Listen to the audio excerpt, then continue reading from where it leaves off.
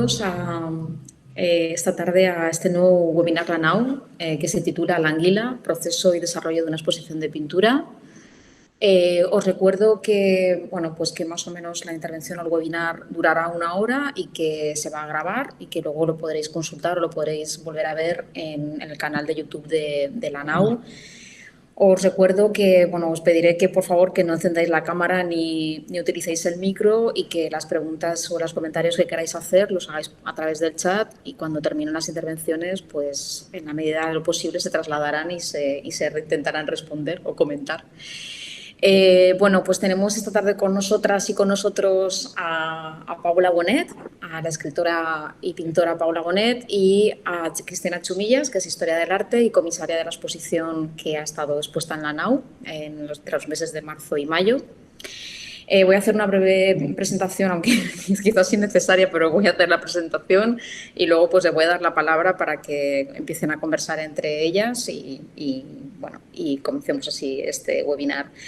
Bueno, Paula Bonet es licenciada en Bellas Artes por la Universitat Politécnica de Valencia con especialidad de pintura y completó su formación en Santiago de Chile, Nueva York y Urbino. Si habéis leído la novela de La anguila, hace referencia a los 3 sitios. Se expresa a través del óleo, del grabado y de la escritura, de una escritura, a mi modo de ver, palimpséstica, que está hecha a capas, como su pintura, y ha realizado exposiciones en Barcelona, Madrid, Oporto, París, Londres, Urbino, Berlín, Santiago de Chile, Valencia, Miami, Ciudad de México, y dirige el taller La Madriguera, que es un espacio de creación y aprendizaje de técnicas vinculadas con la gráfica y la literatura. Su obra cabría destacar, yo creo que ese carácter o ese aspecto sinestésico, híbrido, polimorfo, poliédrico, que interactúa, su pintura interactúa con la literatura, pero también con el cine y con la música. Desde sus primeras publicaciones editoriales, en las que la imagen y el texto, la imagen y la palabra han cohabitado o han coexistido, junto además con sus emociones personales y vitales. En el 2014 publica ¿Qué hacer cuando en la pantalla aparece The End? Es un libro de retratos y de textos que expone un abanico de 40 finales de los que desestabilizan y los que cauterizan. En el 2015 publica 813, que es la cifra mágica de Truffaut, y además en esa cubierta estupenda se encuentra la secuencia final, que a mí me gusta mucho, de la Femme d'à côté, con una Fanny Ardant que está vista en picado y justo cuando acaba de matar a su amante, a Depardieu, y apoya el gatillo en su sien. Y además escoge una parcela de la filmografía de Truffaut, que también es tremendamente literario, de Jules Jim, La peau douce y La Femme d'à côté, es decir, los triángulos amorosos, la recurrencia constante a la literatura, no solamente en los trabajos de adaptación de Truffaut, sino también su devoción por Balzac y su exaltación del cine. En 2016, Paula Bonet publica La sed y se concentra en dar salida a una pérdida sentimental e identitaria y da un giro estilístico de 180 grados. Abandona el dibujo y la acuarela y trabaja el grabado y la pintura, creando metáforas hiladas a través de los temblores de las placas tectónicas y de los pezones al óleo a toda página, en las que nidan los cuervos y las imágenes de mujeres que se escrutan en los espejos de los baños. La sed desvela el vértigo de la vulnerabilidad, de la fragilidad, del miedo a ver la verdad, al dolor y a la herida de la falla, con la posibilidad del salto al otro lado. 2017 es el año en el que publica Quema la memoria, que es un cancionero ilustrado en el que la ilustración consigue fundirse con las notas y las letras de las canciones de The New Raymond.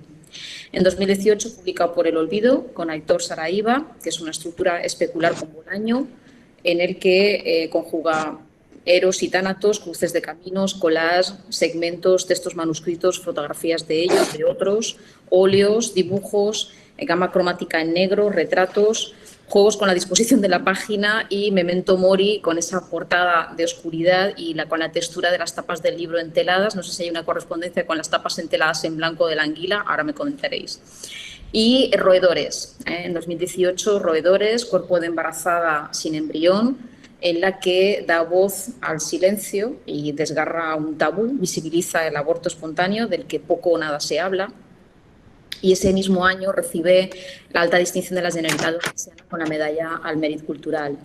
Su obra más reciente de este año, en 2020, es La Anguila, que compone un díptico junto a la exposición homónima que ha sido acogida por el Centro Cultural de la Nau, y en torno a esa obra bífida que se une, pictórica y literaria, en la que va a girar el webinar de hoy, y que va, digamos, a guiar Cristina Chumillas, que es licenciada en Historia del Arte por la Universidad de Valencia y tiene un diploma en Educación Artística y Gestión de Museos y un diploma en Manifestaciones Culturales, Museos y Exposiciones Científicas, Marketing y Comunicación, también de la Universidad de Valencia.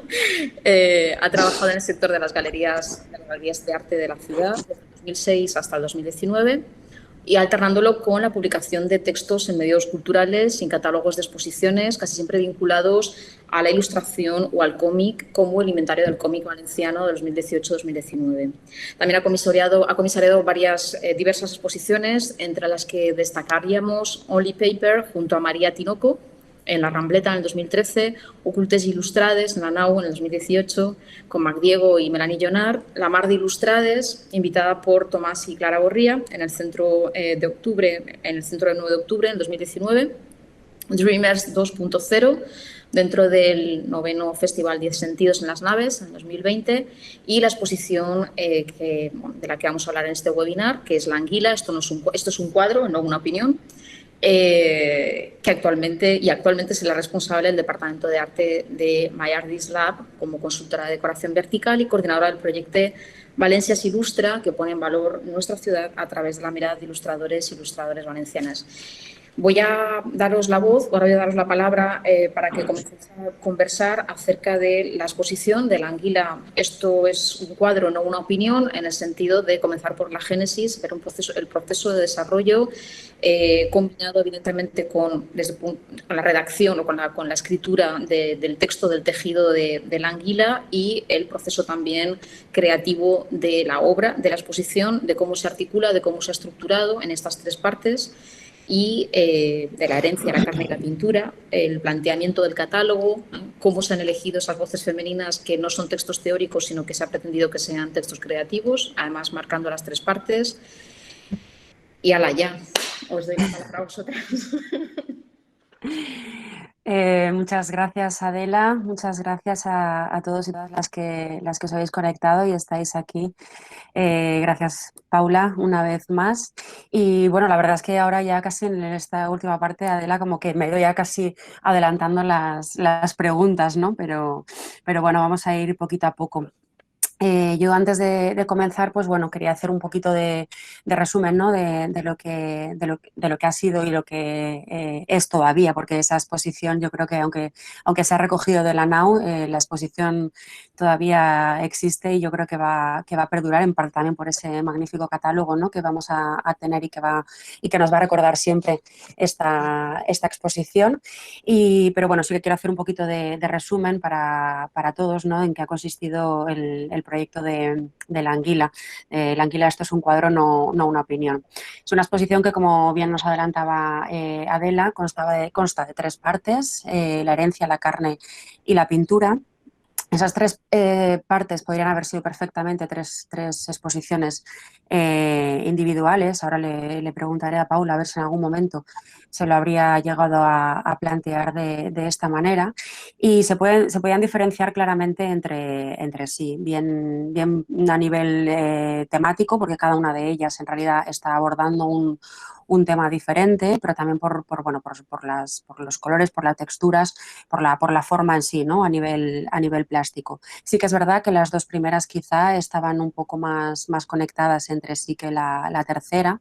También en el recorrido, si os acordáis, pues bueno, se podía distinguir, ¿no? mucho el cómo ibas pasando de una parte a otra, como entre las dos primeras había más conexión, aunque se veía una evolución en la pintura sobre todo, y como la tercera parte, pues bueno, era aquella que nos sorprendía, ¿no? La parte de la pintura, una parte mucho más blanca, una parte que nos serenaba, ¿no? y nos daba un poquito de paz después de todo ese recorrido en el que habíamos pasado, pues bueno, por pérdidas gestacionales, por abusos de poder, por abusos físicos, bueno, por toda una serie, ¿no?, de relatos que han ido conjugando toda esta exposición. Y bueno, yo no sé si, Paula, tú quieres añadir algo más acerca de este breve resumen que he hecho para tampoco extendernos mucho y empezar a poder comentar. Empecemos. Empezamos, vale. Bueno, pues yo quería que les contaras un poquito cómo surge la idea de la anguila como exposición en sí, ¿no? Cuando empezamos a trabajar este proyecto y en aquella visita al estudio, al taller, antes de que llegara toda esta situación de pandemia y de confinamiento loco en el que ya nos ha cortado mucho todo ese proceso de trabajo que nos hubiera gustado llevar de una manera conjunta, más presencial, ¿no? Ha sido todo casi prácticamente a través de email y de llamadas y de WhatsApps como hemos ido resolviendo. Pues ¿en qué momento yo creo que tú dices del planteamiento inicial que tenía, que era hacer como otra exposición totalmente diferente, que tampoco creo que además haga falta entrar en ella, como de repente dices, no, voy a hacer la anguila? El anguila aparece como cada proyecto, como continuidad de los proyectos anteriores. La pulsión son varias pulsiones también, ¿no? La anguila son varias anguilas. Una, y creo que la más importante, es esa necesidad de volver a la pintura. Mi formación fue pictórica, durante toda la vida he estado pintando, me mudé a Barcelona y aquí era muy difícil tener un taller de pintura. La pintura es un hecho físico, es un hecho que implica una serie que se den una serie de situaciones como el tener un espacio grande, un espacio ventilado, el poder hacer otra cosa en la vida que te permita comer para poder pintar. Todos sabemos que de la pintura es muy difícil comer. Y surge de esa necesidad de volver a oler a Guarrás, de esa necesidad de que mi hermana no quiera prestarme ropa porque se podría devolver hedionda. Sale de esa necesidad de alejarme de la inmediatez, de alejarme del envoltorio, de alejarme de todo aquello que ahora mismo nos está llamando la atención y robando el tiempo con tanta urgencia. Sale de la necesidad de reflexión, de la necesidad de la calma, y sale también de la sed, ¿no? Del proyecto del que estabais hablando anteriormente, ¿no? Que es este proyecto en el que todavía imagen y palabra van muy de la mano y que podría resumirse como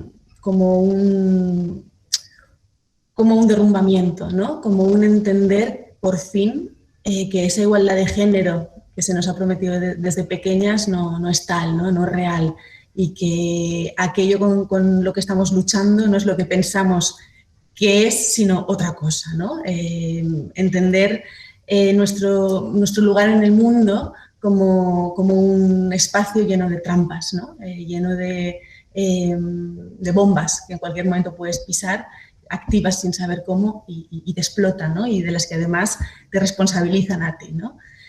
Con lo que el origen es esa necesidad de encerrarse en el estudio, esa necesidad de reflexión, y es esa necesidad también de escribir. Puede parecer una contradicción, pero no lo es, porque mi obra empezó a ser conocida a través del formato del libro ilustrado. Antes decías, Adela, ese cambio radical. El cambio radical fue el libro ilustrado.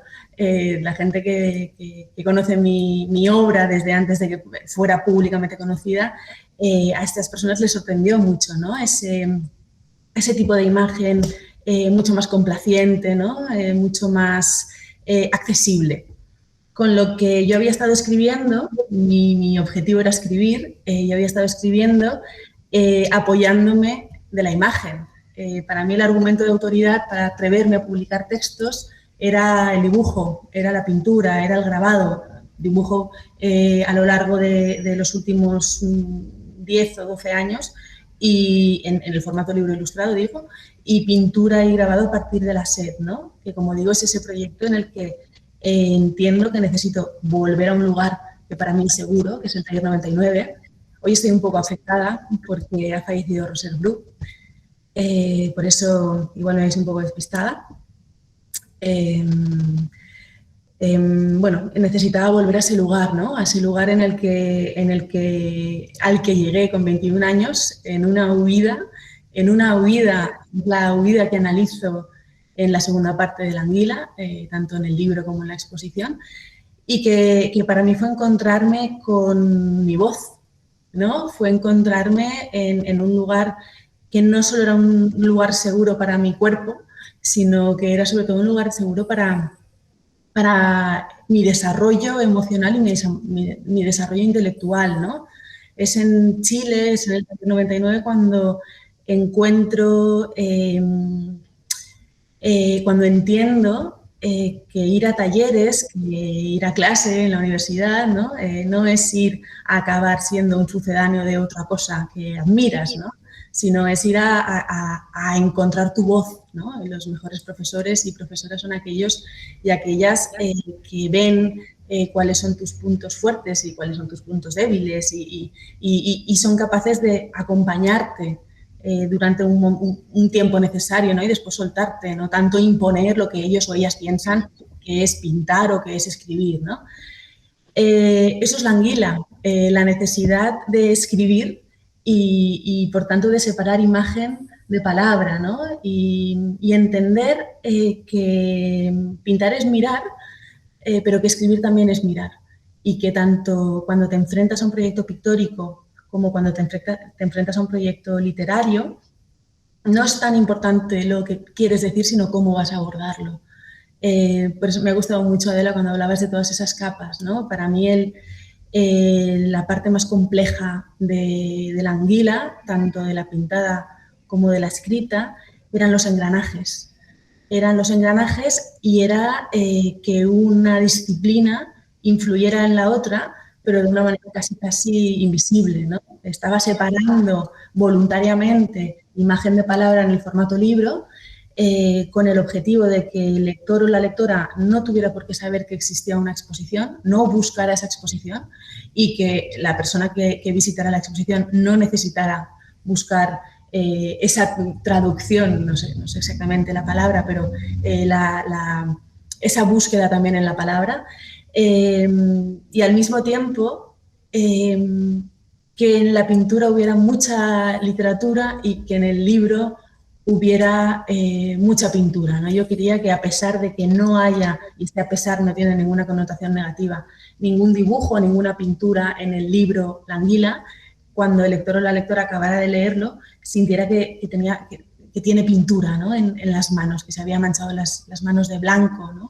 O oliese, ¿no? Oliese ese aguarrás que ahora necesito tanto.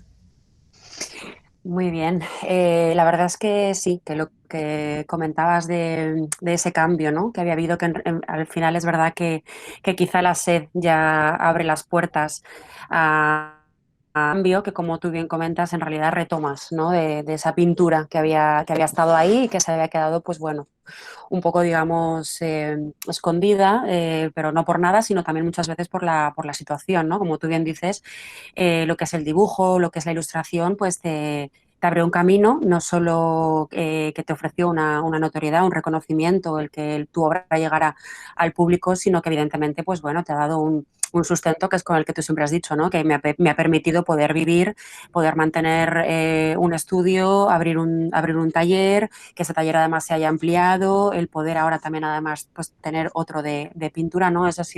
Todo eso viene de ahí, pero está claro que la sed sí que hubo ahí un cambio, bueno, un vuelto atrás de decir, bueno, voy a volver a hacer otra vez lo que quiero. Yo me acuerdo perfectamente de ese momento porque, como comentaba Adela, yo hice una exposición colectiva junto a María Tinoco, en la que participaban 14 artistas que trabajaban sobre el papel. Ahí es donde Paula y yo nos conocimos. Esa es la Paula que yo conocía y esa es la Paula a la que, bueno, llamo después, ¿no? Para el proyecto de Pepita Lumière, y cuando llega el momento de la exposición me llama y me dice, igual me matas porque no vas a ver nada de lo que has visto hasta ahora, pero he estado trabajando en esto. Y fue todo lo contrario, más que matarla fue una alegría de decir, ostras, esto sí, ¿no? Aquí nos está demostrando todo lo que puede llegar a hacer. Y es verdad que todavía con la SED se ve pues muy unido todo lo que... Uy, después vendrían también otros libros, ¿no? También como comentaba también Adela, el Por el olvido.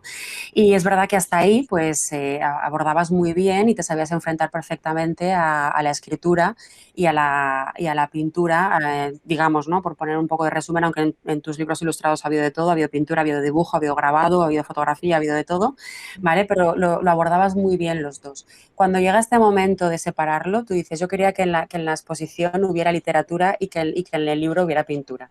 Vale, pero ¿cómo te enfrentas? Quiero decir, ¿cómo te levantas un día y dices, hoy voy a escribir? O hoy voy a pintar, ¿cómo? Porque debe ser algo, o sea, yo me imagino que digo, si a mí ya escribir el texto del catálogo ya me volvía loca y me daba dolor de barriga porque decía, madre mía, qué cosa más importante, ¿no? A la que me tengo que enfrentar porque participo además con unas autoras que después hablaremos de ellas tan importantes, pues me imagino encima teniendo que a lo mejor pintar y digo, bueno, ¿cómo se resuelve eso, ¿no? ¿Cómo llevas? Porque las partes no se han trabajado de la misma manera, porque yo sé que hay una que ha costado más en un sentido y otra que ha salido más fluida, ¿no? Entonces, cuéntanos un poquito sobre eso. Sí, yo creo que esto, la respuesta va como en dos bloques, ¿no? El primer bloque, que es el origen, cómo se genera este proyecto, ¿no? Y cómo entiendo que es un proyecto, que son dos proyectos, pero que al mismo tiempo es el mismo proyecto. Cuando soy consciente de que tengo un material sobre la mesa que para mí es muy importante comunicar. Cuando tengo todo ese material, que es un material que he ido recopilando a lo largo de los años, ¿no? Y que he ido revisando desde diferentes lugares, ¿no? Y esas revisiones separadas en el tiempo me hacen ver que ese material puede ser uno u otro, dependiendo de dónde se mire, ¿no? Y dependiendo de quién seas tú también, ¿no? De ese despertar también del que hablábamos antes con la SED, ¿no? No es lo mismo abordar un hecho en el año 2014, abordar el mismo hecho, ¿no? Recuperar ese recuerdo en el año 2019 o 2018 cuando aparece el Me Too, cuando salimos un 8M a la calle y nos damos cuenta de que sí que tenemos algo que celebrar porque parece que sí que ha abierto un despertar colectivo, cuando empezamos a cuestionar el canon, ¿no? Cuando empezamos a ver que toda nuestra formación emocional, intelectual, parte únicamente de la experiencia masculina, ¿no? Cuando nos sorprende coger un tratado de pintura y que se dirijan a nosotras todo el tiempo en masculino, ¿no? El hombre pintor, y tenemos que encajar eso y no queremos encajarlo, ¿no? Entonces, la anguila, yo tenía la anguila se titula La anguila porque abordando ese material me daba cuenta de que lo que tenía entre manos era carne, ¿no? Era una carne palpitante, una carne viva, caliente y resbaladiza, ¿no? Que querías atrapar y que se escurría, ¿no? Era una carne llena de belleza, pero también llena de mugre, ¿no? Era tener que hablar de esa carne desde un lugar que beneficiara todo aquello que yo quería iluminar, ¿no? Del bodegón que acabo de montar ahora mismo sobre la mesa. Estoy hablando de esa pulsión, ¿no? Esa pulsión que creo que es el origen de cualquier proyecto artístico. En mi caso personal, tomo la decisión de estos dos proyectos en paralelo porque sé que desde un lugar podré hablar de hechos que me interesen con más facilidad o con más lucidez o con más recursos, y desde el otro lugar lo iluminaré desde otro sitio, ¿no? Y vuelvo a lo mismo, a lo que acabo de decir en la primera pregunta. También soy muy consciente de que durante el proceso lo que va a suceder es que habrá revelación sobre pintura en el momento que esté escribiendo y habrá revelación sobre quién ha de ser el narrador, cómo ha de narrar, cómo ha de distanciarse de los hechos, con qué, cuál ha de ser la emoción que prime, ¿no? Desde dónde quiero hablar de todo lo que quiero hablar, ¿no? La revelación surge pintando, ¿no? Con lo que, partiendo de ese material, mucho de ello, material de desecho, aparentemente tosco y mugriento, ¿no? Cuando todo eso está más o menos ordenado, porque eso también es algo importante, ¿no? Tú cuando abordas un proyecto sabes que está esa pulsión, sabes qué es lo que quieres comunicar, pero hasta que no empiezas a trabajar no tienes claro cuál es esa forma que tienes que darle, ¿no? Entonces, mi idea inicial era abordar las violencias contra los cuerpos de las mujeres desde ese lugar invisible, que sería la primera parte de la anguila, tanto la pintada como la escrita. Acaba transformándose en un tríptico, ¿no? En un viaje ascensional en tres partes, ¿no? Y aquí estoy haciendo alusión directa y obvia, ¿no? a la Divina Comedia, ¿no? El estar en ese lugar oscuro, ¿no? En ese lugar lleno de peligros e ir subiendo hacia arriba, ¿no? Hasta encontrar la luz. Con lo que en un principio también tampoco, ¿no? Esa segunda parte iba a ser lo que ha acabado siendo, porque la segunda parte de la anguila, como nosotros tres sabemos y ojalá algunos y algunas de los que estáis aquí con nosotras también lo sepáis porque la hayáis leído, es una parte tan dolorosa y es una parte que se tiene que tratar con tanta cautela, ¿no? y con tanto amor también, ¿no? y desde la templanza absoluta.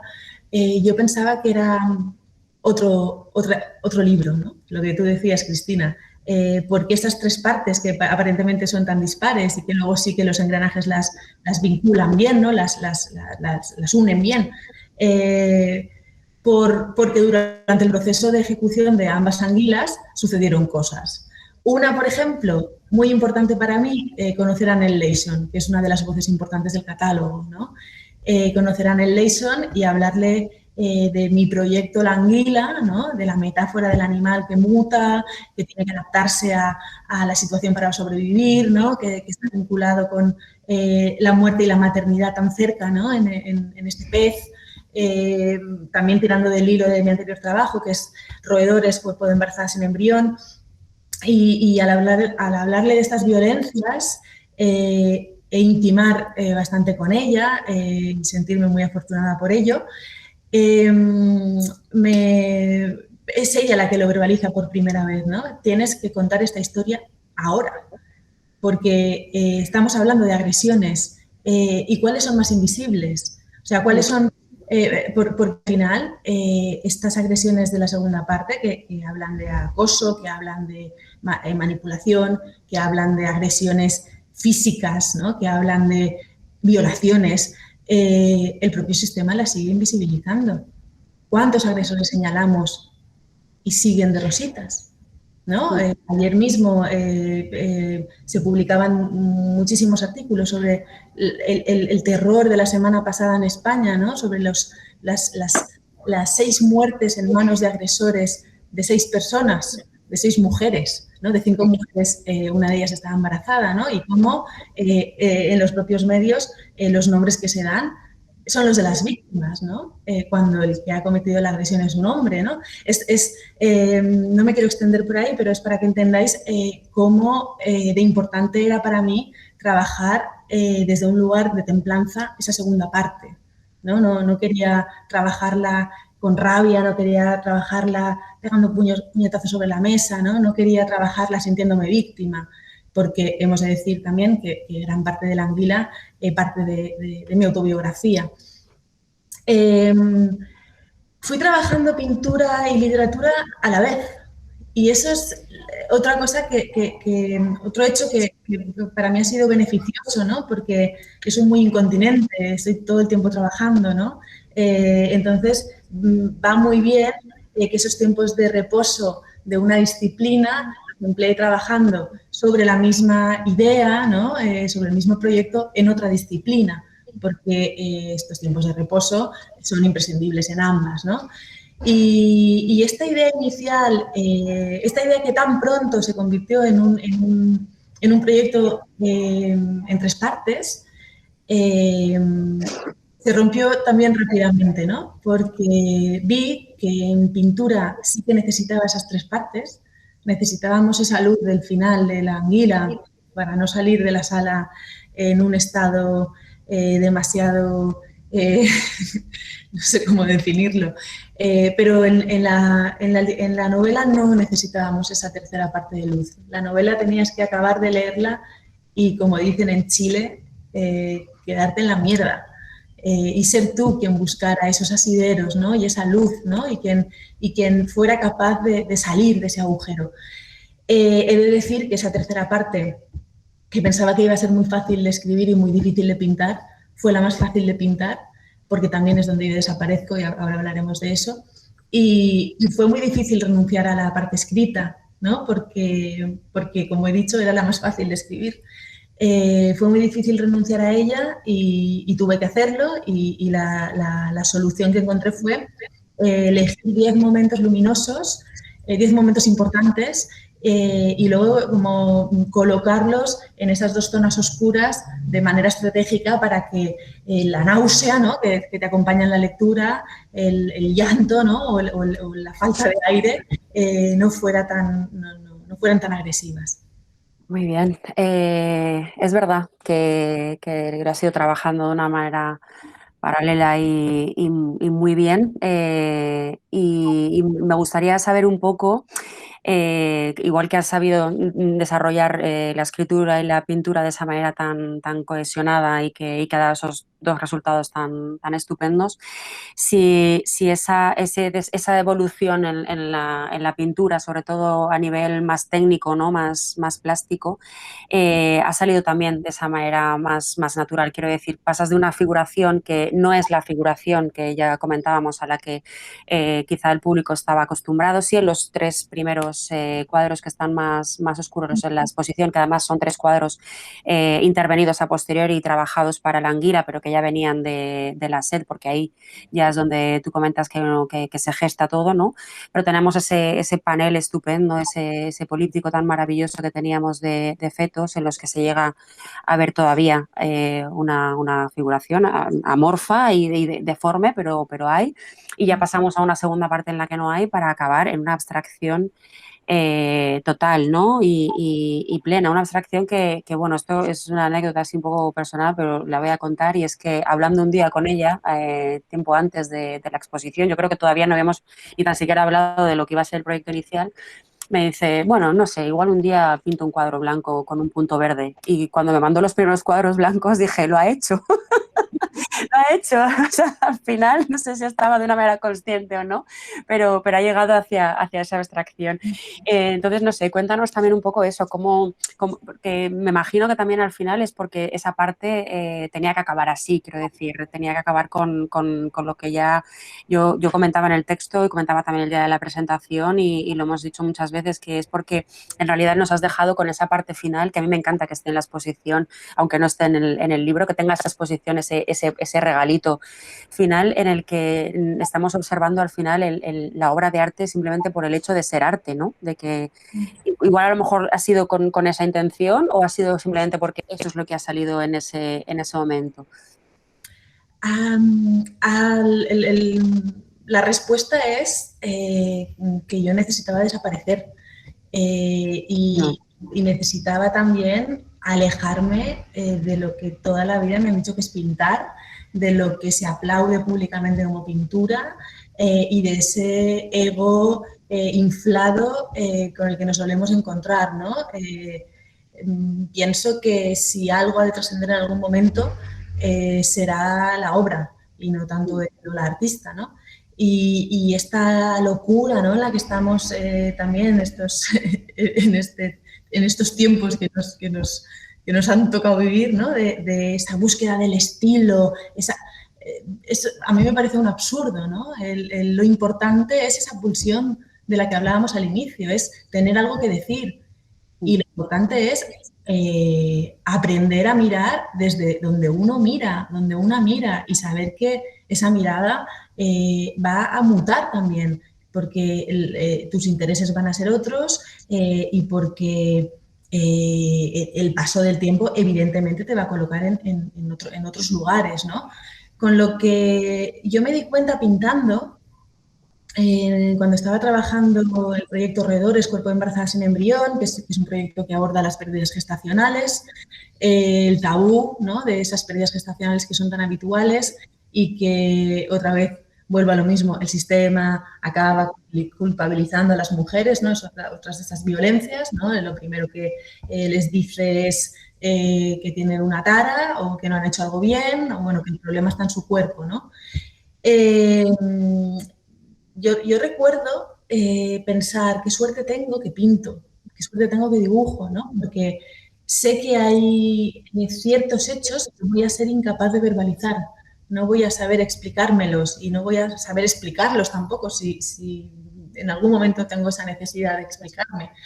Y entonces pensé que con la repetición del motivo, en ese caso mi motivo era un embrión que no había nacido, iba a poder entender qué es lo que me había sucedido y también iba a poder sanar. Con lo que durante muchos meses estuve pintando embriones al óleo, pintando embriones con acuarela, dibujando embriones, grabando embriones al agua fuerte, haciendo aguatintas con embriones, ¿no? Y veía que por más que repitiese el gesto, por más embriones que acabara construyendo, ¿no?, y rodeándome de ellos, no encontraba ese alivio, ¿no? Y fue pintando una grafía. Una grafía es una técnica que es el sucedáneo de la litografía, ¿no? Es la manera más sencilla de trabajar las manchas litográficas en un soporte mucho más ligero, con un proceso un poco más rápido. En lugar de piedra trabajamos planchas de aluminio granulado y las manchas las hacemos con alcohol y tóner, ¿no?, polvo de tóner. Cuando me puse a trabajar en la grafía, hice el gesto de siempre, ¿no?, de ese embrión sano que iba a nacer pero no nació, y fue la propia mancha la que se deformó, ¿no? Y yo creo que ahí está el origen de la anguila, porque esa es la primera revelación, entender que yo como autora no puedo estar todo el tiempo controlando lo que sucede encima del papel o de la tela o de la plancha de aluminio granulado, que eso es un gran error, ¿no? Que intentar imponerme a mí, decidir cuál es la imagen y luego hacer uso de mis habilidades técnicas para resolverla, eso será algo, pero no es pintar, es otra cosa. Pintar es hacer preguntas, dialogar, equivocarse, improvisar, enfadarse. Enfadarse no porque no has conseguido la imagen bella o siniestra o como fuese que habías planteado con antelación, sino enfadarse porque quizá te estás poniendo un espejo al despojarte de ese yo, ¿no? Y eso es lo que me sucedió pintando embriones con la técnica de la grafía, que mi embrión sano se deformó y una cosa que era obvia porque la ponían en cada analítica que me hacían y me daban y me explicaban los médicos, que era malformación, yo no podía entenderla, ¿no? Y tuve que verla para entenderla y enfrentarme al dolor no de un niño sano que no había podido nacer, sino de una incompatibilidad genética con el señor con el que yo estaba intentando ser madre, ¿no? Con lo que por un lado está ese alivio que pertenece a mi vida privada y por otro lado está esa revelación que pertenece a lo que más valoro o disfruto o el lugar en el que yo sé que desaparezco para volver siendo mejor persona, ¿no? Es la pintura y es la escritura. pintando aquel embrión entiendo que sin esa experiencia pictórica no voy a poder narrarla, no voy a poder narrar aquello que quiero narrar, ¿no? Y pintando aquel embrión entiendo que tengo que olvidarme de que soy pintora, tengo que pintar. Y eso es lo que sucede en La Anguila, ¿no? Que esa primera parte todavía, a pesar de que yo estaba totalmente segura de que me estaba alejando de la figuración, de que estaba deformándolo todo, de que estaba siendo muy libre con mi pintura. A pesar de ello, ahora cuando vemos La Anguila en su conjunto, vemos esa rigidez de la primera parte, ¿no? Esa rigidez que nos lleva todavía a ese lugar de querer controlar lo no controlable, ¿no? Esa rigidez de querer que se viera que aquel trazo lo había hecho yo, ¿no? Que aquel era mi gesto, de querer pintar todas esas malformaciones desde un lugar amoroso, ¿no? Porque hay un gran aprendizaje también en todos los procesos vitales, los hay, ¿no? Pero en este proceso de enfrentarte a una maternidad que se trunca, enfrentarte a un contexto que te dice que es normal, que no va a suceder una segunda vez, que suceda una segunda vez, volver a enfrentarse a ese dolor. Bueno, eso se ve en esa primera parte, ¿no? Yo siempre pensaba y pienso, volvería a pasar por lo mismo, volvería a pasar por estos 2 abortos, ¿no? Porque me ha colocado en un lugar mucho más sano en la relación con mi cuerpo, en la relación con mi entorno, en la relación con mi obra. En la segunda parte, o sea, esa primera parte en la que hay todavía ese referente tan reconocible, esa primera parte la pinto con óleos y con pinceles. Me permito algún arrastrado, me permito algún pequeño accidente que lógicamente se ve que no es pequeño y que no es accidente. O sea, que es otra vez yo dirigiendo todo el proceso. En la segunda parte, esta es la parte que más difícil fue de resolver, ¿no? A nivel narrativo salió con un rayo, además era extensísima y tuve mucho trabajo de poda y de reorganizar bloques, ¿no? Y de estirar algunos y de eliminar muchos otros. La parte pictórica no salía. Y para mí eso fue un problema, porque era muy importante esa parte y no iba a renunciar a ella. Con lo que esa experiencia primera de la grafía resonó y supe que tenía que enfrentarme a la pintura también desde ese lugar. O sea, que yo tenía que empezar a no estar tan presente en la obra.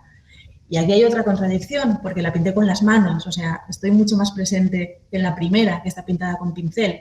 O sea, esta segunda parte decidí pintarla con las manos, usar una herramienta que siempre había criticado y detestado mucho, que es la barra de óleo. La criticaba porque, claro, no la podía controlar. No podía controlar el tipo de línea que quería hacer con esa cosa tan gruesa, ¿no? Que enseguida la punta se deformaba. Es lo que necesitaba en esta segunda parte, no poder controlar la línea.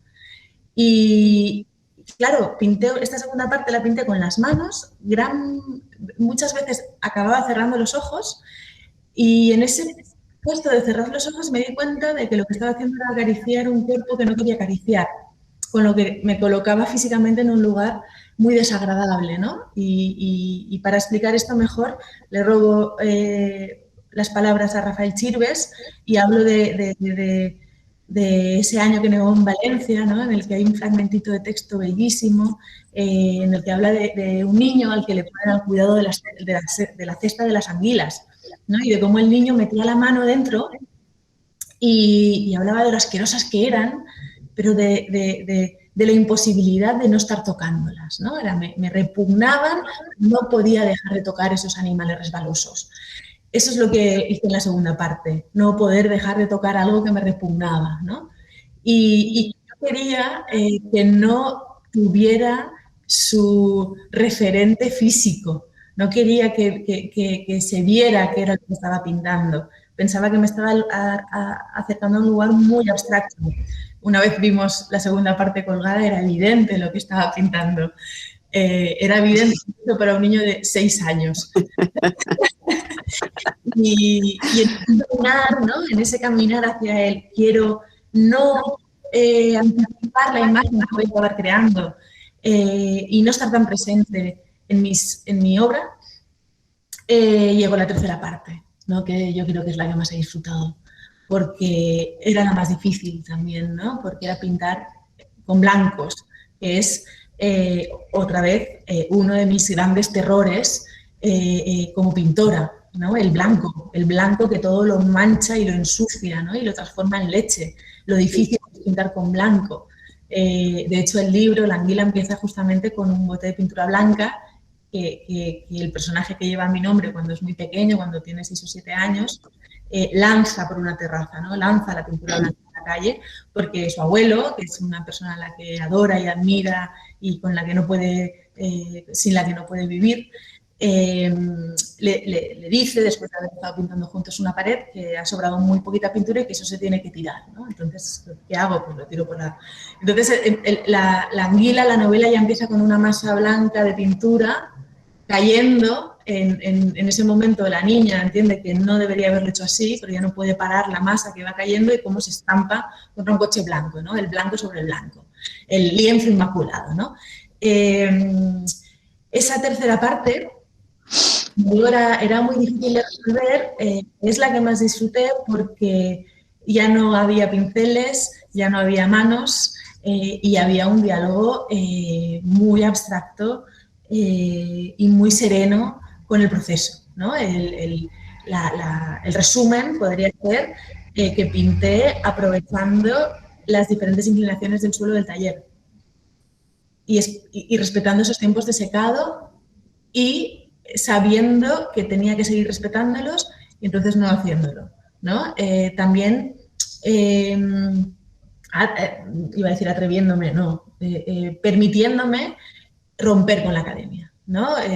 Permitiéndome entender y disfrutar de un proceso sabiendo que lo que iba a permanecer en la obra era justamente esa honestidad durante el proceso y que luego la imagen resultante podía gustarme o no podía gustarme, podía haberme reconocido en ella o no, pero tenía que aceptarla como tal, ¿no?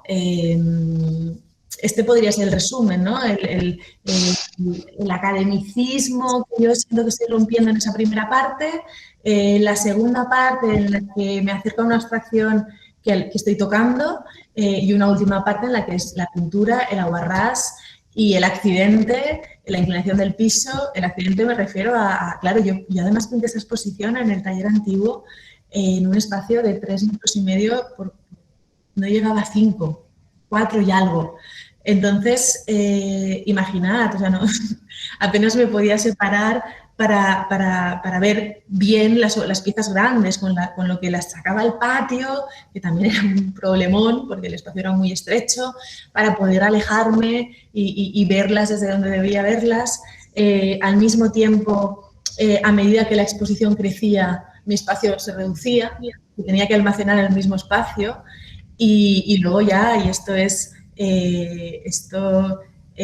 no sé, iba a decir, esto es el colmo, no, porque qué suerte tengo que tenías espacio para pintar, pero claro, era la entrada del taller de grabado donde imparto clases con alumnas, ¿no? Con lo que teníamos que andar todo el rato, había veces que quedaban, 7 centímetros entre la pared y la tela y teníamos que ponerlos los pies uno delante del otro y hacer equilibrios, ¿no? Para no caer encima de las pinturas. De hecho, algunas veces algunas alumnas pisaron alguna pintura y el drama, porque claro, se sentían muy mal y claro, tenía que empezar de nuevo todo el proceso porque lo importante de esas pinturas blancas era justamente esperar, ¿no? Esperar y cruzar los dedos para que nadie las pisara o para que no cayera nada encima que luego yo no pudiera quitar por los barnices, ¿no? y todo el aguarrás que depositaba en aquellas superficies.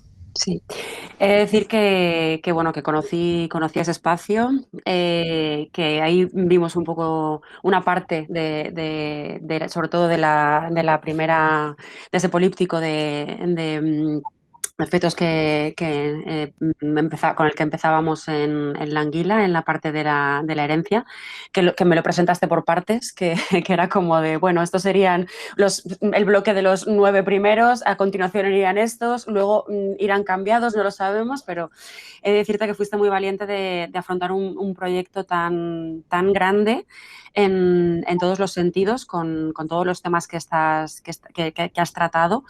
Y atreviéndote además con esa diversidad de formatos en la que ibas desde piezas pequeñas, pero que no era una pieza pequeña independiente, sino que formaba un conjunto con otras 40 o 50 piezas más, y que saber plantear esa distancia para verlo era complicado, y luego esos formatos tan grandes con los que te atreviste. Del tema, por supuesto, no vamos a hablar, que has sido muy valiente abordando todas esas cosas, y además creo que ha sido una exposición muy necesaria porque bueno, sí que es verdad que podemos llegar a encontrar, ¿no?, ya otras artistas, otros referentes que han hablado, evidentemente, pues de las pérdidas gestacionales, ¿no? Yo mencionaba en el catálogo a Paula Rego, no tiene nada que ver porque las suyas eran unas pérdidas que eran voluntarias, y lo que estaba reivindicando era ese derecho, ¿no?, que tenemos las mujeres a perderlo.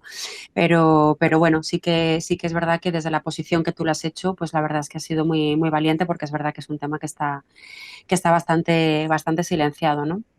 Y ya por el tiempo que llevamos y demás, yo no quería dejar que habláramos del catálogo, y sobre todo de esas autoras que han participado con sus textos, ¿no? Nos hemos centrado ya, yo creo que bastante, en lo que ha sido la pintura en sí, ese proceso de creación, cómo la has llevado de una manera paralela con el libro, y llegó el momento del catálogo, de los textos, y le dimos muchas vueltas, ¿no?, a los nombres, quién podría participar, hasta que llegó un día que dijiste, bueno, yo creo que esto no encuentro a las personas que quiero que lo aborden, porque es que igual que me voy a alejar de la pintura a nivel académico, ¿no?, igual que cojo y de repente voy a ser la que va a generar esa malformación con la pintura, no respetando nada, pintando con las manos, saltándome todos los procesos que he seguido ahora con el catálogo.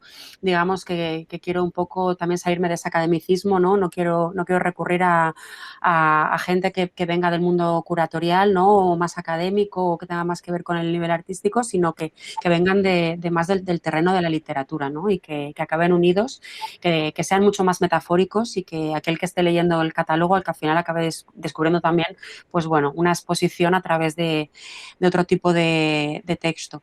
¿Cómo fue eso? ¿En qué momento dices, bueno, voy a plantearme, ¿no?, que quiero otros textos, lo necesito, la exposición te lo pedía?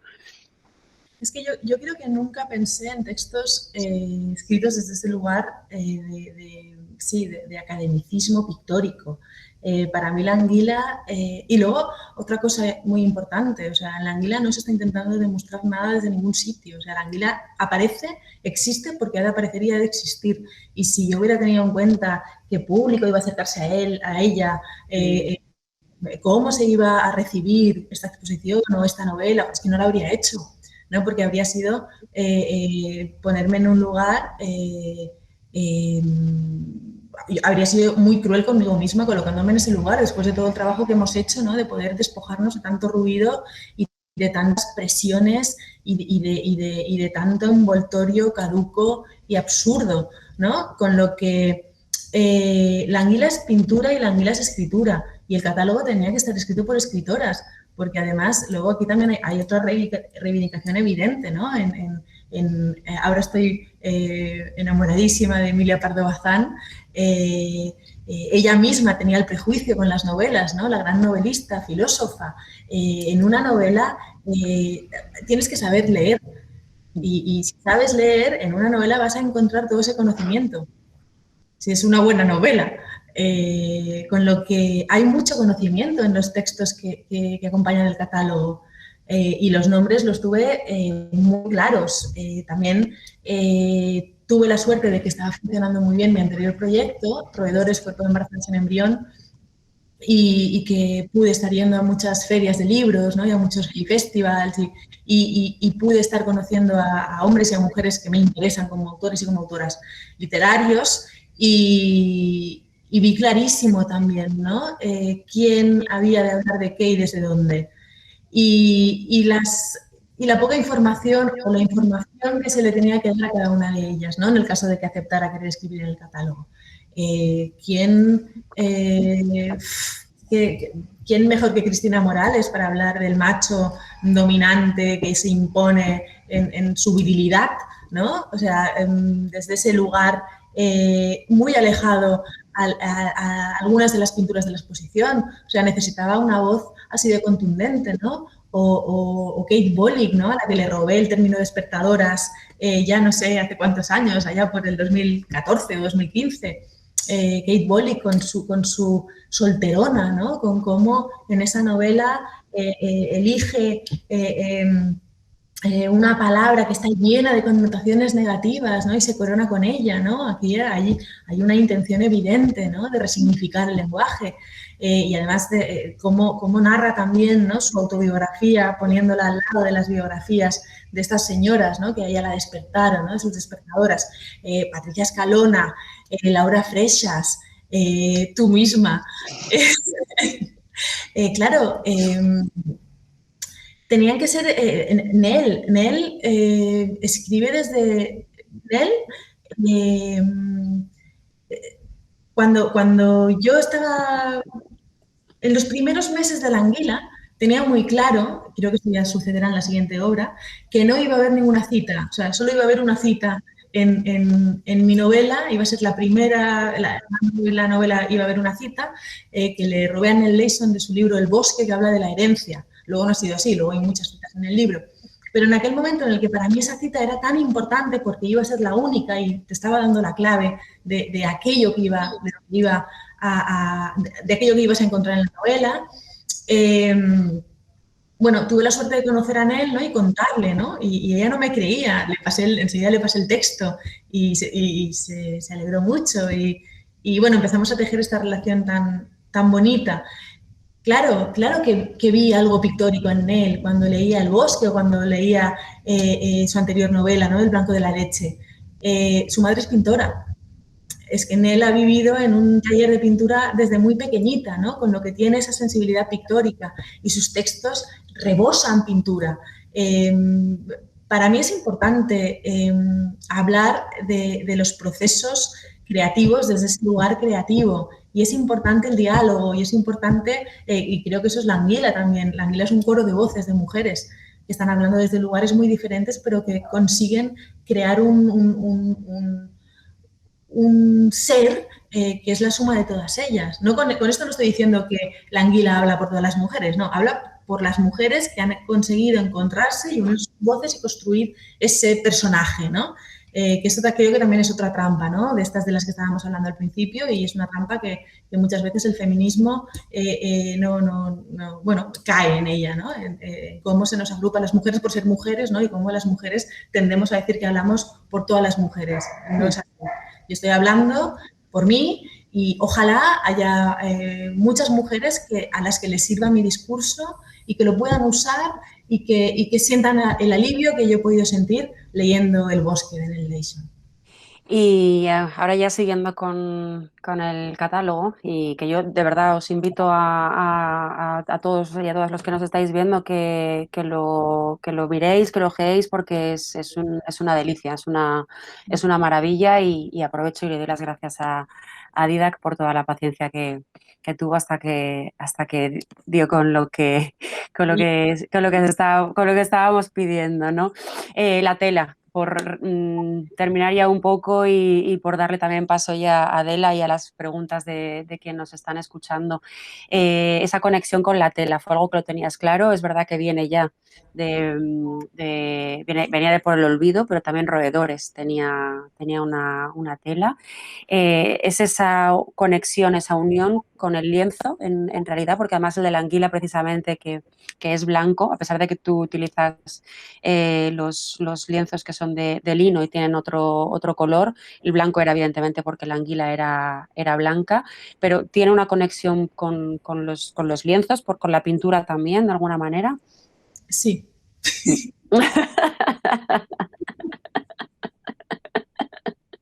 Sí, rotundo. Me estaba temiendo esto, digo, voy a hacer una pregunta ahí como muy larga, me estoy enrollando y me va a decir sí. Todo contenido en tu pregunta. Muy bien, muy bien. Pues no sé, Adela, cómo vamos de tiempo, si hay preguntas. Bueno, yo antes de dar, bueno, hay un par de preguntas, pero yo un poco entroncando o siguiendo con la línea de como estáis comentando lo de lo de entelar los libros y un poco también para engarzar con el tema de con la anguila texto.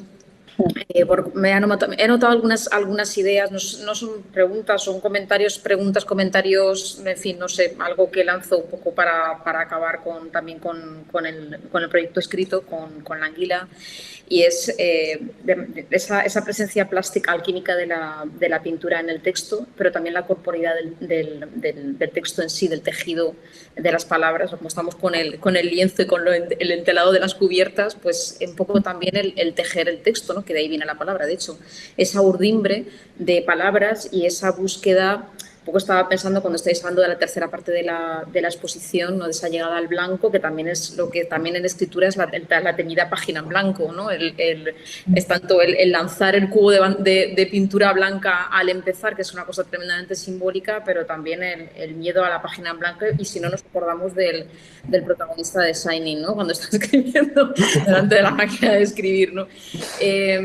Luego, bueno, a mí la novela me ha gustado mucho, con la novela o el libro, porque claro, ya últimamente ya utilizar la palabra novela es un poco como que cruje un poco, ya nos da a todos un poco de miedo, pero bueno, cómo entronca con las escrituras del yo en femenino, y me ha gustado mucho el comentario que has hecho del coro de voces, ¿no? De ese poder de exorcizar con la repetición, con el ritmo de la poesía, pero también de la narrativa, porque no se puede separar una cosa de la otra, con la pintura, por ejemplo, de los embriones, y también en cómo hay toda una serie de referencias literarias, evidentemente, de palimpsesto, de intertextuales, no se citan desde Neruda a Bukowski, pero también, sobre todo, las citas de Duras o de Annie Ernaux.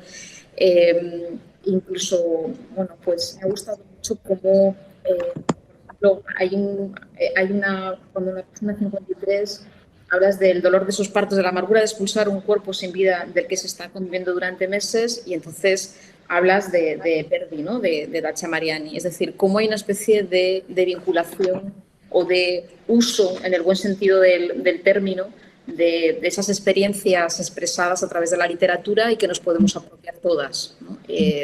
Tanto en la pintura como en la literatura.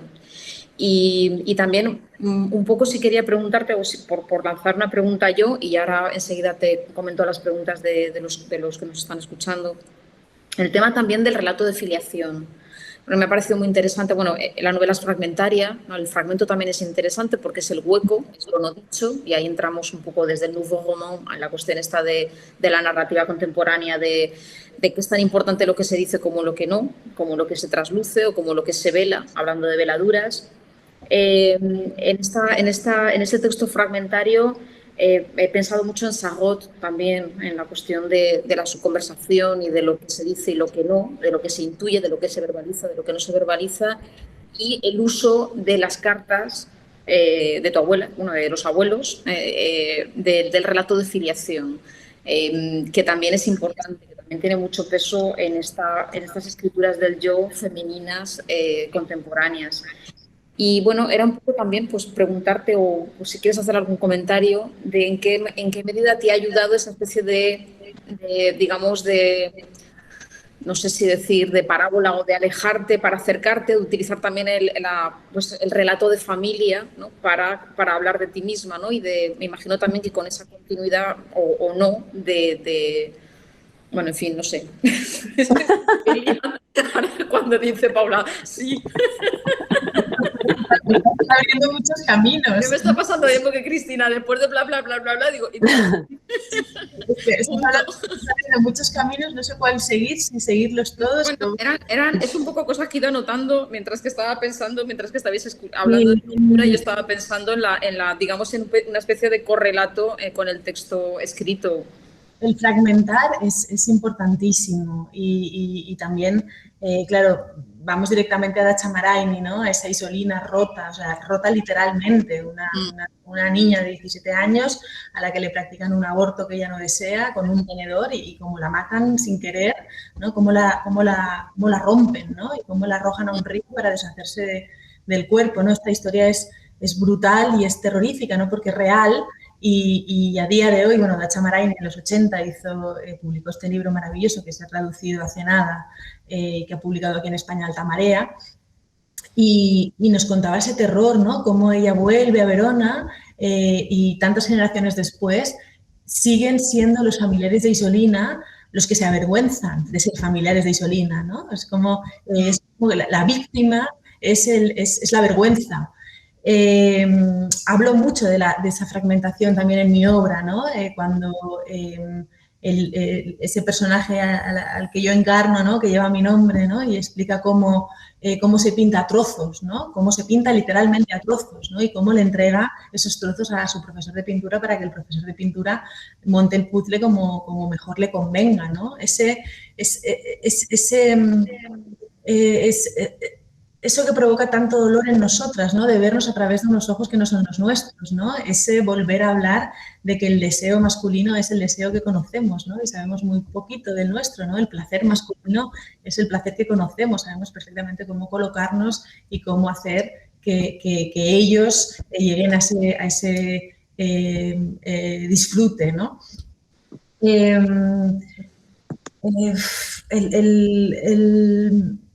Las mujeres también, las mujeres que aparecen muertas y que se completan en el momento en el que están muertas, ¿no? Esto es una alusión directa a la chilena María Luisa Bombal, ¿no? A su Amortajada, que ahora mismo Seix Barral acaba de reeditar con una serie de textos que permiten que la lectura todavía sea más rica. Para responderte a una de las cartas, he de decir que en esa primera parte de la anguila, cuando llega el capítulo, cuando llega el momento en el que enumero una serie de mujeres muertas, ¿no? Las señoras muertas de mi familia, que en el momento en el que están muertas saben quiénes han sido con nombres y apellidos y no han sido la mujer de, o la madre de, o la hija de. Mi abuela Juanita, que transformó en personaje Juanita, iba a ser una de esas mujeres de esa lista, ¿no? de las que se explican 2 anécdotas, 4 líneas, 5 líneas, ¿no? Juanita era la última porque es la última que murió y también tenía 5 o 6 líneas que hablaba de ese yo que se magnifica en el momento de la muerte. Aquí también podemos ir a la tradición literaria y volvería a la sed, ¿no? A todas esas autoras suicidas de las que lamentablemente también el personaje de Teresa se empapa. Me parecía muy interesante recuperar las cartas de mis abuelos porque la anguila hablaba de mis afectos, ¿no? De mis relaciones con los hombres y la relación de amor de mis abuelos se podría entender como algo bellísimo y absolutamente alejado de esa historia de afectos que yo estoy narrando llena de violencias. Como decía, Juanita era uno de estos personajes muertos. Y me parece muy interesante y para mí fue muy revelador cómo la literatura, cómo la ficción, cómo ese momento en el que cuando estás pintando entiendes que no tienes que poner, que no tienes que trabajar la mezcla en la paleta con un pincel y colocar la pincelada donde sabes que tiene que ir para conseguir todo esto que nos han explicado que tenemos que conseguir, ¿no? Y pasas a las manos y acabas pasando a lanzar el aguarrás desde arriba, ¿no? Como esa mancha del inicio de la novela y jugar con las inclinaciones del piso. Ahí es el momento en el que la pintura desaparece, ¿no? Y la pintura se impone. Escribiendo me ha sucedido lo mismo, ¿no? Hay un momento en el que tú desapareces y cuando los personajes ya están configurados y ya se están relacionando entre ellos, muchas veces te molestas, ¿no?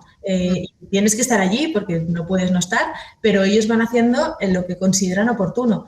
En mi idea inicial, Juanita era una muerta insignificante y en La anguila lo que ha sucedido es que un libro que yo concibo como una carta de amor a un hombre, que es al abuelo, acaba transformándose en una carta de amor a esa señora, que además era una señora muy voluminosa, con lo que también me servía, era la excusa perfecta para hablar de la carne, ¿no? Y de todas estas violencias que se ejercen sobre nosotras a través de nuestros cuerpos desde ese punto de vista estético. Esta señora que era tan grande y que era tan incontinente, cada vez se hacía más grande en la novela, ¿no? Cada vez acaparaba más espacio físico y verbal, ¿no? Y bueno, esa idea inicial de poner las dos historias, o la historia con la historia múltiple en paralelo, ¿no? Que iba a evidenciar lo siniestro de esa historia múltiple de afectos envenenados, al final acaba poniendo el foco también en lo violento y en lo injusto de esa manera de relacionarse o de relacionarnos, ¿no? Que teníamos a principios de los años 40, ¿no? En la que también se nos bombardeaba desde otros lugares, ¿no? Estas coplillas tan salerosas, ¿no? De Juanita Reina, que aparentemente son tan festivas, ¿no? Y todos muy alegre y muy bonito y estaban también contaminadísimas. Bien, sí, bueno, es que realmente no era una pregunta, era sí, estaba pensando en lo de las mujeres muertas, las mujeres pasivas, las mujeres rotas, y estaba recordando el texto de Nell Leyson en Mi Anguila, ¿no? Y las mujeres que posan móviles y eráticas y que no se pueden mover hasta que se cansan y se levantan y se van y pegan un portazo. Bueno, las preguntas, hay... Os traslado un par de preguntas que nos han hecho. Una pregunta que hace Alicia Baeza y que pregunta que le gustaría saber, si no es intrusivo, cómo es posible haber escrito un libro de ese calibre y con las violencias de que se tratan, como bien ha mencionado Paula, dejando de lado la rabia y evitando la agresividad y el odio, viendo a diario casos similares a los que relata. No sé yo, ¿eh?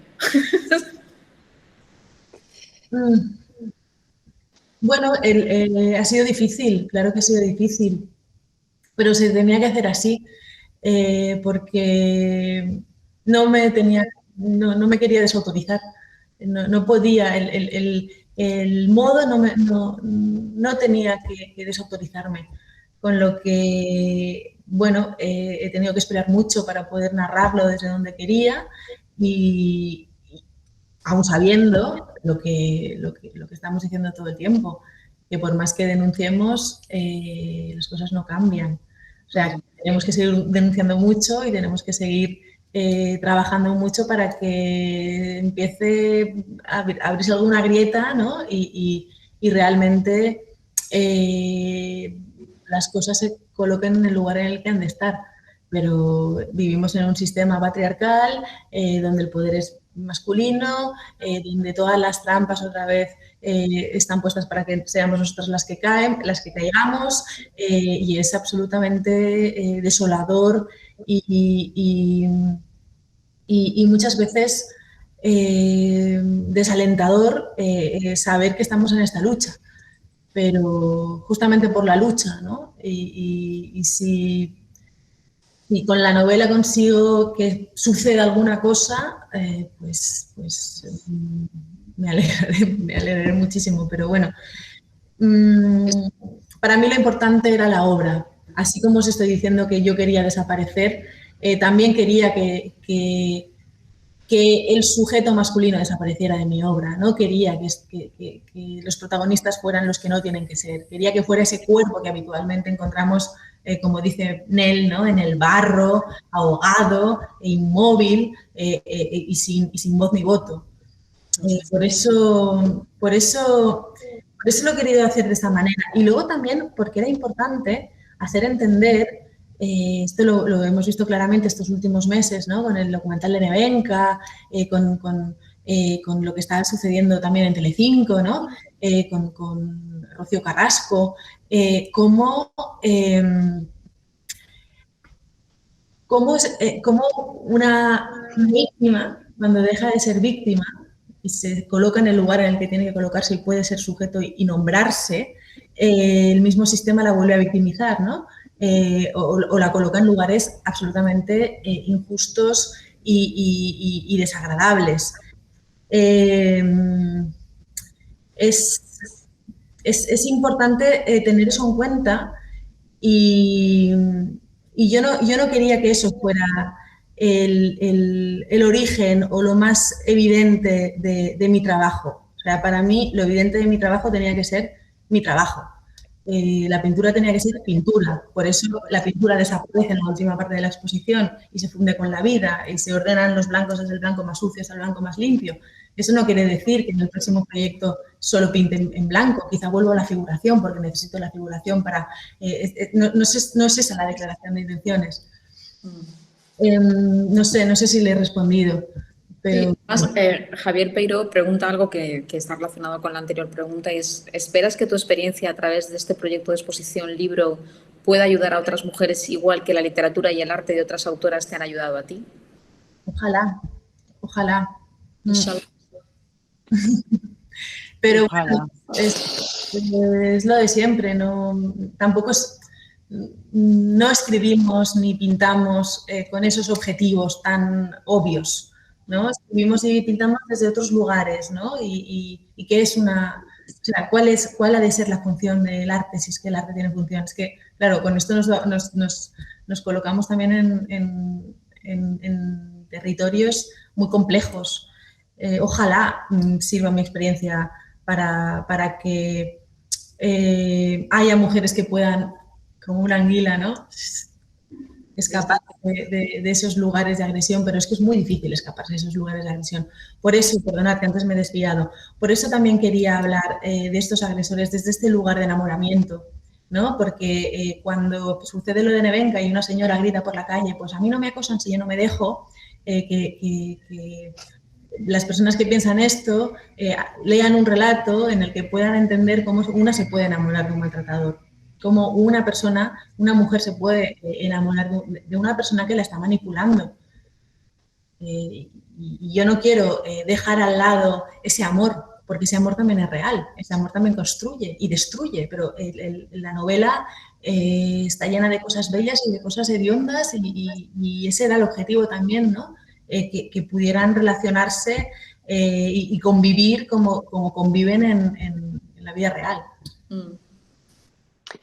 Yo quería apuntar, aunque esto evidentemente es una respuesta muy personal y que es Paula la que lo ha respondido y lo ha respondido muy bien, pero creo que tanto en el libro como en la exposición hay algo que está muy claro y es que en la exposición, en el trazo y en la pintura sí que se llega a ver a lo mejor esos trazos duros, ¿no?, que comentábamos, esa liberación que igual ella ha tenido de esa rabia interna que se puede llegar a tener por mucho que haya pasado el tiempo y que ella está ahora mismo viéndolo desde otro lugar mucho más tranquilo y más sereno, pero yo creo que en la pintura sí que ha podido quizá a lo mejor liberarse de esa parte que pueda quedar, como bien decía la chica con la pregunta, ¿no? Alicia creo que se llamaba, de cómo puedes ponerte en una situación tranquila cuando todo lo que está pasando alrededor, ¿no? Pues yo creo que ahí a lo mejor es cuando lo ha resuelto a nivel plástico muy bien con esos trazos que nos han ofrecido estas obras tan maravillosas y en la novela, en el libro, evidentemente desde un punto de vista que se ha trabajado siempre desde el amor, que es lo que nos estaba comentando ella ahora y que es lo que se ha trasladado, por lo menos para mí, ¿no? Que el libro evidentemente pues lo he vivido de otra manera diferente a la exposición. Para mí era importante, de hecho ahora que estoy con la promoción del libro muchas veces aparece la pregunta de la catarsis, ¿no? No, con esta no ha habido catarsis. No ha habido catarsis. Anteriormente, yo necesitaba tener una templanza y abordar el proyecto desde un lugar desde el que yo supiera que podía llegar donde quería llegar o donde intuía que podría llegar. O sea, yo no uso el arte como terapia desde ese lugar, o sea, no uso el diálogo con las personas, con los lectores y las lectoras o las personas que puedan acercarse a ver mi exposición como si estuviera en el psicólogo. O sea, para eso ya me pago un psicólogo y ya lo resuelvo en una habitación alejada del mundo, ¿no? Para mí la pintura es otra cosa y la literatura es otra cosa. Y si hubiera usado la novela y usado la exposición desde ese lugar de catarsis, ¿no? Me habría estado exponiendo con una ingenuidad y desde un lugar tan poco sano para mí que seguramente al cabo de unos años me habría arrepentido mucho de haber hecho la anguila. O sea, yo creo que claro que salen obras maravillosas y potentísimas desde ese entender un proceso creativo como algo catárquico, pero en el caso de la anguila no debía ser así. Yo creo que estamos en un momento socialmente muy importante en lo que se refiere a las libertades y a las libertades que tenemos que conseguir las mujeres, ¿no? Y a esa igualdad de género que estamos persiguiendo, como para poner un trauma personal en el centro de un relato. Es muy grave lo que tenemos ahora mismo entre manos, ¿no? Entonces, por eso, esa importancia que se ve en la exposición de esa disolución del ego, ¿no? Por eso ese intentar desaparecer de la obra, o sea, ojalá yo estuviera tan en paz que no necesitara pintar, ojalá, o sea, eso no, ese no es el caso, ¿no? Pero sí creo y espero que eso sea algo de madurez también, ¿no? Que el compromiso con la obra debe estar en ese lugar en el que yo no use la obra, como he dicho anteriormente, como lugar de hacer terapia en grupo, ¿no? Es como si yo estuviera aquí contando, ay, ¿sabéis qué me dijo? ¿Sabéis lo que pasó? No, eso es una cosa que ya está, o sea, que ya está resuelta. Y lo interesante de nuestro trabajo, del pictórico y del literario, es que podemos partir de experiencias personales y colocarlas en lugares reveladores, ¿no? En lugares en los que sí que otras personas puedan usarlos a partir de sus experiencias y como buenamente puedan o como quieran. Bueno, muchísimas gracias a las dos, a Paula y a Cristina, a Paula Bonet y a Cristina Chumillas por este webinar Lanao, que ha sido, yo creo que estupendo, muy interesante y nutricio. Y bueno, pues yo creo que vamos a dar por concluida aquí la sesión. No hay más preguntas. Muchas gracias a todas y a todos, a los que nos estáis escuchando y viendo. Y nada, muchas gracias de nuevo a vosotras dos. Gracias a Nada. Gracias. Chao. Chao.